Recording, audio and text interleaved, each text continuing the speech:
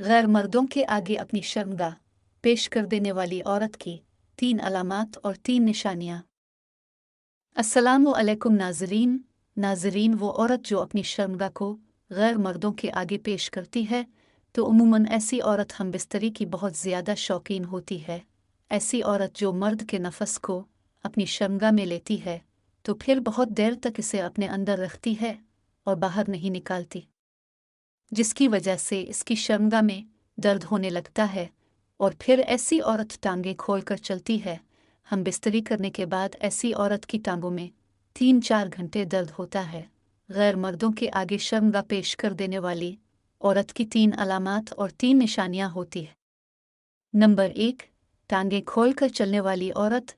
गैर मर्दों के आगे अपनी शर्मगाह पेश कर देने वाली औरत जब रास्ते पर चलती है तो अमूमन टांगें खोलकर चलती है और कनवारी औरतें टांगें सीधा करके चलती है, लेकिन जो औरतें मर्दों से ज़्यादा इस्तेमाल होती है तो ऐसी औरत रास्ते पर अपनी टांगें खोलकर चलती है, क्योंकि ऐसी औरत हर मर्द को अपनी शर्मगाह देकर सेक्स करवाती है। इसकी शर्मगाह के होंठ खुल जाते हैं, जिसकी वजह से औरत को चलने में तकलीफ़ महसूस होती है, टांगों में दूध होने लगता है और औरत टांगें खोलकर चलती है। नंबर 2, छाती की नुमाइश करने वाली औरत। गैर मर्दों के आगे अपनी शर्मगाह पेश कर देने वाली औरत मर्द के सामने अपनी छाती नंगी करके घूमती फिरती है। तो इतना तंग ब्लेज़र पहनती है जिससे इसकी छातियाँ साफ नजर आती है।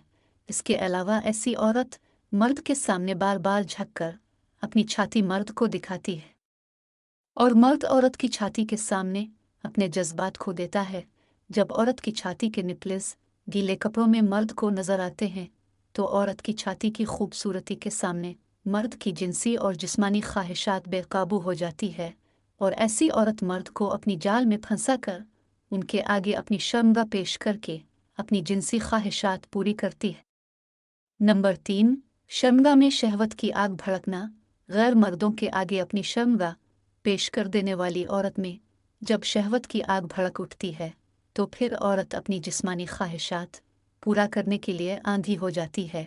फिर मर्द में अच्छा बुरा कुछ नहीं देखती, बस शर्मगाह नंगी करके मर्द के सामने अपने जिस्म की नुमाइश करती है।